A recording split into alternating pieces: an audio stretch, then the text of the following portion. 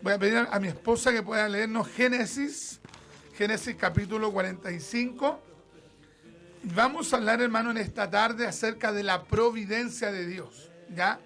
De cómo Dios, hermano, no solamente ve, sino que también Dios interviene en la sociedad.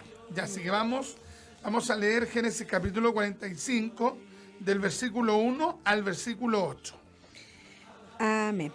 En el nombre de nuestro Señor Jesucristo. Amén.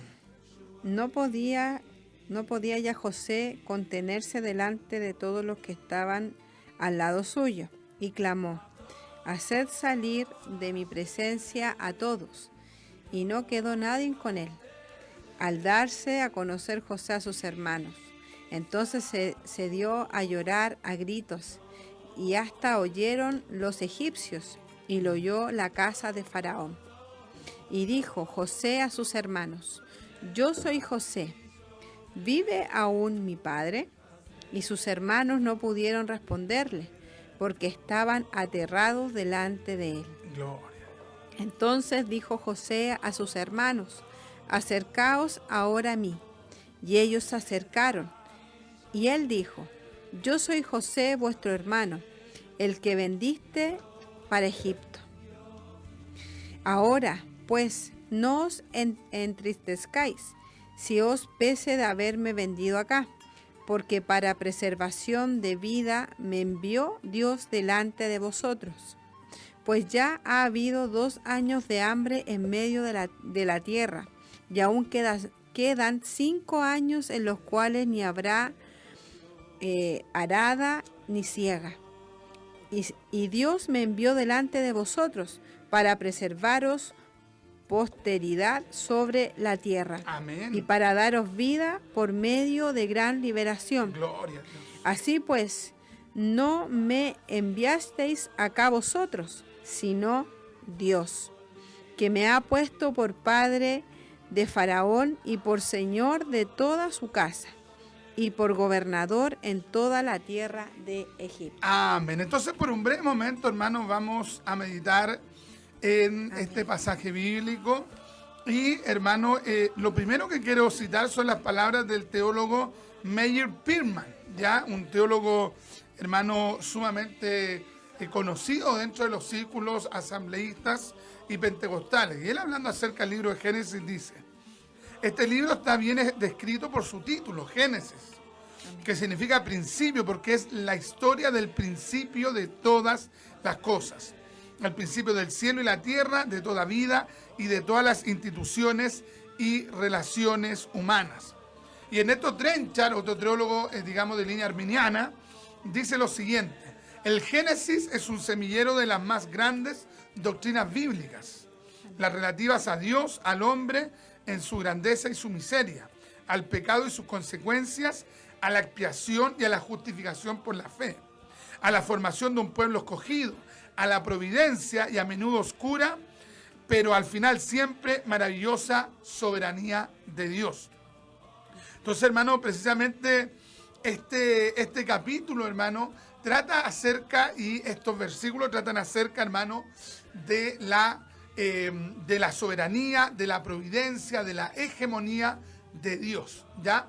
Esta es una de las grandes características que diferencia al Dios de la Biblia de cualquier otro Dios, ya de cualquier otro Dios. Los católicos tienen su Dios, hermano, los budistas tienen sus divinidades, los hinduistas son politeístas.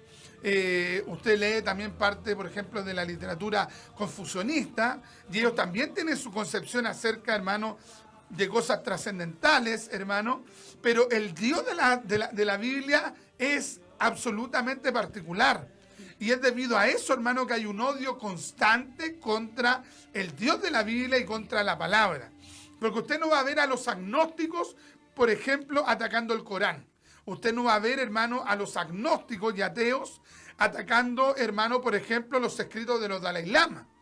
¿Qué siempre ataca, hermano, el ateo, el agnóstico, el escéptico, el pagano?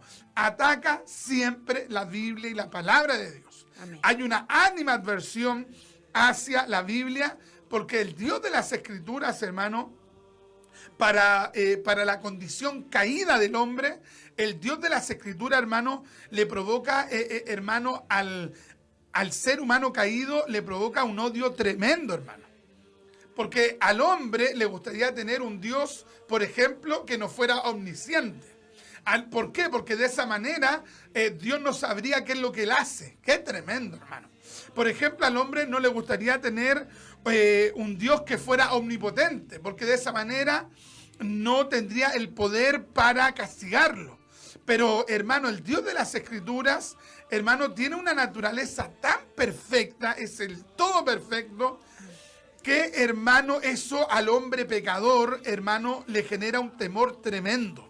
Un temor terrible, hermano. ¿Por qué? Porque sabe que es un pecador, porque sabe que ha vivido lejos de Dios y sabe que ese Dios, que es amor, pero que también es santo, también es justo, ese Dios, hermano, un día, si él no se vuelve, lo va a condenar.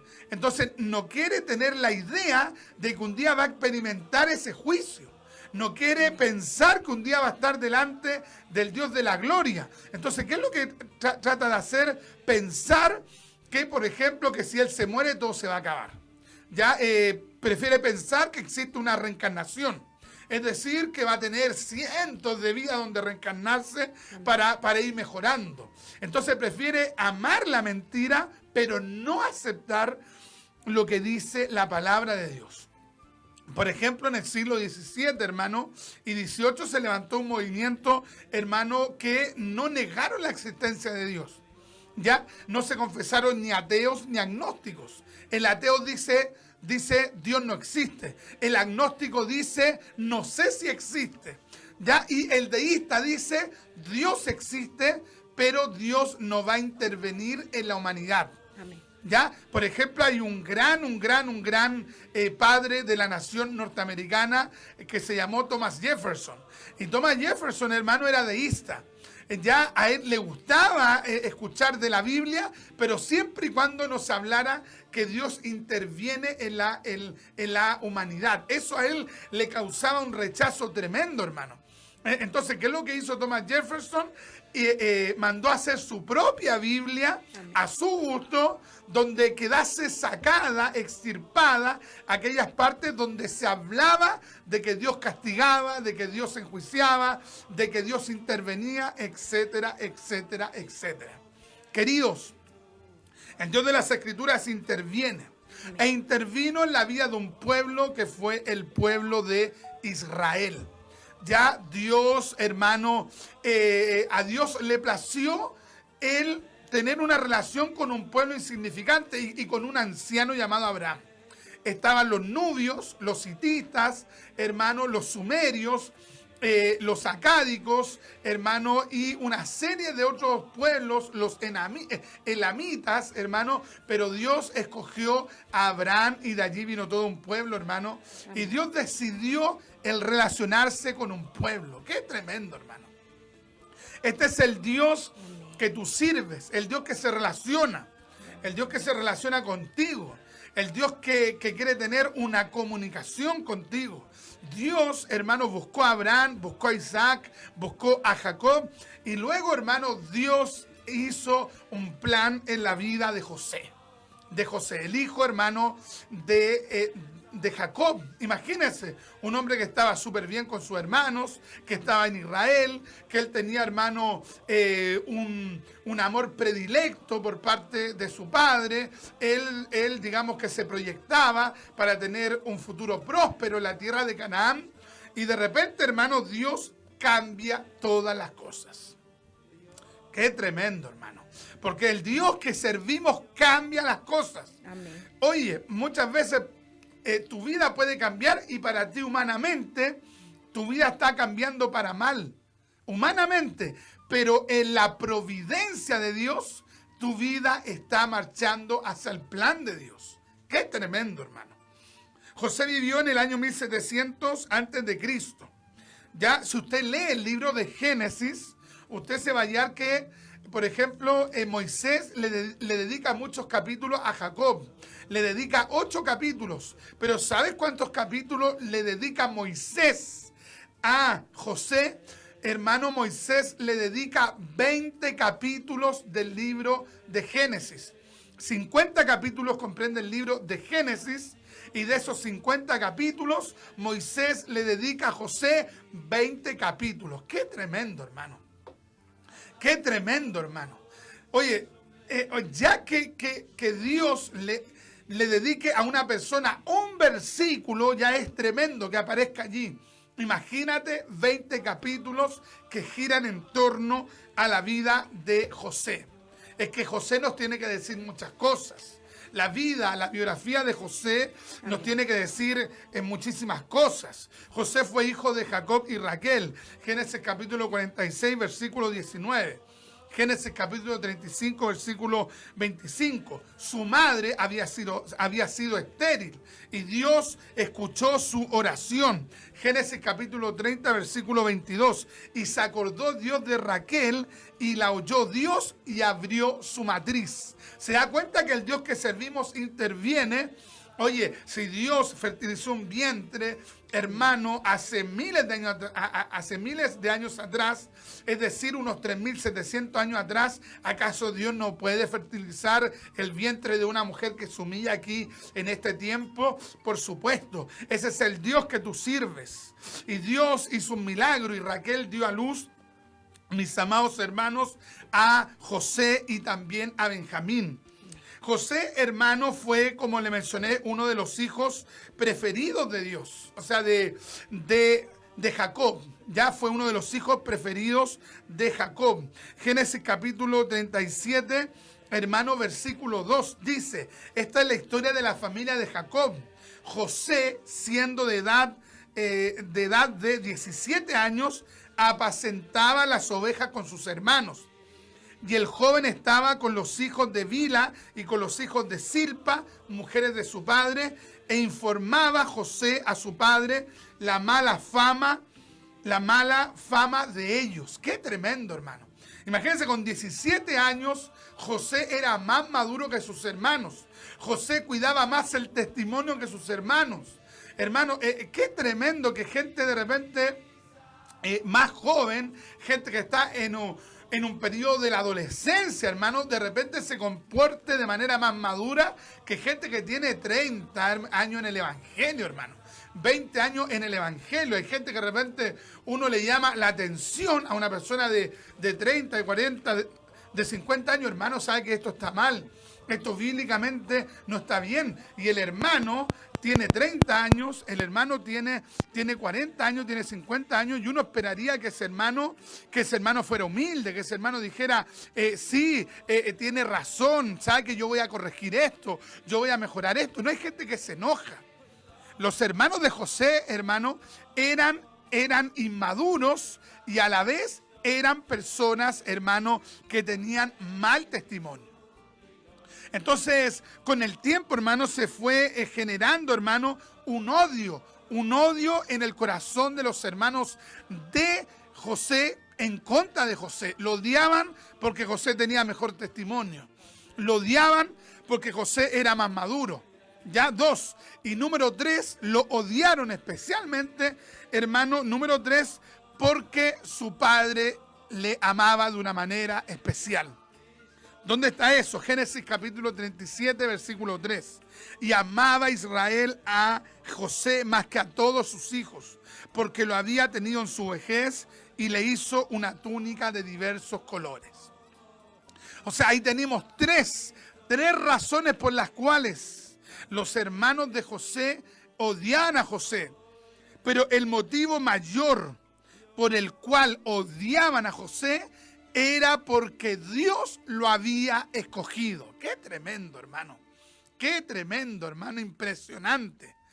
Imagínate, hermano, 4 cosas que debería haberlos llevado a ellos a, hermano, haber orado más, a haber buscado más a Dios. 4 cosas que los debió de haber llevado a ellos a mirarse a sí mismos y haber dicho: no soy honesto como José, no soy maduro como José, no estoy haciendo las cosas correctamente. Podrían haberse preguntado: ¿por qué Dios tal vez no tiene este plan conmigo? Voy a orar, voy a buscar. No, sino que, hermano, se llenaron de odio. Qué tremendo, hermano. ¿Sabe que hay gente, hermano, que te va a agarrar mala solamente por lo que Dios ha puesto en ti? Hermano Richard, es que lo que usted me está diciendo me está confirmando muchas cosas. Es que es verdad, hermano. ¿Sabe que hay gente que va a sentir envidia por lo que Dios puso en usted? Ahora usted no es el culpable, porque usted no compró ese don. ¿Qué podría decir? Yo compré este don. Simón el Mago quiso comprar los dones, las capacidades de Dios, y, hermano, los apóstoles lo arrepentieron. Queridos, los dones no se compran, los ministerios no se compran. ¿Qué podría jactarse y decir, es que yo me merecía ser obispo, yo me merecía ser pastor, yo me merecía ser evangelista? Nadie puede decir eso, porque los dones, las capacidades, los talentos, los carismas son dados por Dios de manera gratuita, gratis. Hermano, charis, en griego charis, bondad inmerecida. Entonces, hermano, cuando hay alguien que tiene rabia porque otro tiene dones, otro tiene talentos, es porque no ha entendido que Dios, hermano, toca, usa, le da dones a quien Él quiere, a quien Él quiere. Esta es una de las cosas que de repente no se entienden, hermano, por parte de los hermanos, que en vez de colaborarle al que llamó, le hacen la guerra al que llamó. Y resulta, hermano, que a José le hicieron la guerra por estos 4 puntos, pero de manera especial porque Dios lo había escogido. Había una envidia tremenda, había una envidia que los había enceguecido. Hechos capítulo 7, versículo 9 dice, los patriarcas, movidos por envidia, vendieron a José para Egipto, pero Dios estaba con él. ¡Qué tremendo, hermano! Mira, el que te tiene envidia, el que te tiene rabia, el que te tiene celo, escúchame, puede atacarte, puede dañarte, puede, hermano, puede pisotearte, pero lo que no va a poder hacer, no va a poder alejar a Dios de ti. ¡Qué tremendo, hermano! Mira, lo sacaron de la tierra de Canaán y se lo llevaron a Egipto, hermano. Lo alejaron de ellos, lo alejaron, hermano, de Jacob, pero no pudieron alejar a José ni de Dios ni del propósito de Dios. Hay gente que de repente te da por acá, te da por allá, te ataca, te ningunea, te hace la guerra. Pero lo que no saben o lo que no han entendido es que Dios va a seguir allí contigo. Los patriarcas, movidos por envidia, vendieron a José para Egipto, pero Dios estaba con él. ¡Qué tremendo! Hermano Richard, y si a José lo hubiera mandado a la China, ¿Dios hubiera estado con él? Por supuesto. Y si lo hubiese mandado al África, Dios hubiera estado con él. Porque escúchame, cuando Dios está con un hombre, cuando Dios ha escogido a una mujer, cuando tú eres, hermano, siervo, sierva de Dios, aunque todos te den la espalda, Dios va a seguir allí contigo. ¡Qué tremendo, hermano! Y allí Dios comienza a tratar con la vida de José. Mira, sufrió el golpe, sufrió la envidia, sufrió el escarnio, sufrió la ignominia, sufrió. Y todo eso Dios lo permitió. Imagínate, lo venden como esclavo y el texto dice que Jehová estaba con él. ¡Qué tremendo, hermano! Cualquiera podría haber dicho, no es que Dios no estaba con José, porque todo lo que le ha pasado es indicio de que Dios no está con él. ¿Cuántas veces te lo han dicho, hermano? A mí un día una persona me dijo, hermano Richard, usted es súper quemado, siempre le pasan cuestiones, porque yo le estaba contando algunas cosas que me habían pasado y esta persona me dijo, se pasó para ser quemado. ¿Sabe qué? Es que yo no había conocido a una persona que le pasaban siempre tantas cosas. Hoy, con eso colocando en entredicho, digamos si Dios estaba con uno o no. Queridos, que a ti te pase una y otra, nunca te debe llevar a concluir que Dios no está contigo. Porque a José lo atacaron, a José lo humillaron, a José lo sacaron de su tierra, a José lo vendieron como esclavo y Dios seguía con él. ¡Qué tremendo! Hermano, usted me dice, hermano Richard, que Dios está conmigo si me está yendo mal económicamente. Dios está contigo. Hermano Richard, y si de repente he fracasado en los estudios, usted me va a decir que Dios igual está conmigo. Dios está contigo. Si tú le amas y tú le sirves, Dios no te ha dejado. Hermano Richard, y si yo fracasé en mi matrimonio, usted me asegura que Dios está conmigo.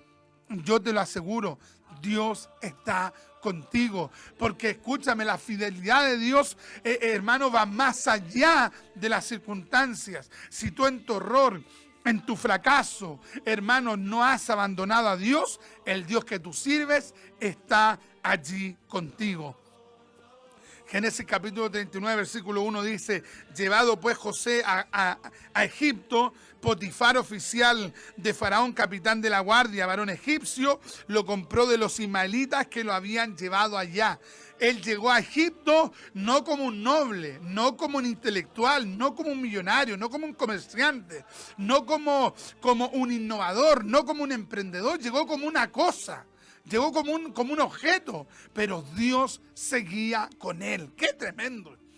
¡Qué terrible es tener auto, tener casa, tener bienes materiales, tener un montón de títulos y que Dios no esté contigo! Hermano Richard, pero es que yo pensé que cuando Dios estaba con uno, a uno le iba bien en todo y todo salía súper bien. No, esa es una tergiversación bíblico-teológica de los neopentecostales y de la doctrina de la prosperidad. Pero eso no tiene ningún contacto con la palabra. Ya eso no puede ser, hermano, sustentado por la Biblia.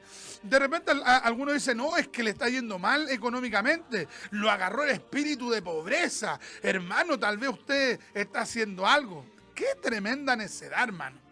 ¿Sabe qué es lo que dijo Job? Desnudo salí del vientre de mi madre y desnudo volveré allá. Jehová dio, Jehová quitó. Sea el nombre de Jehová bendito.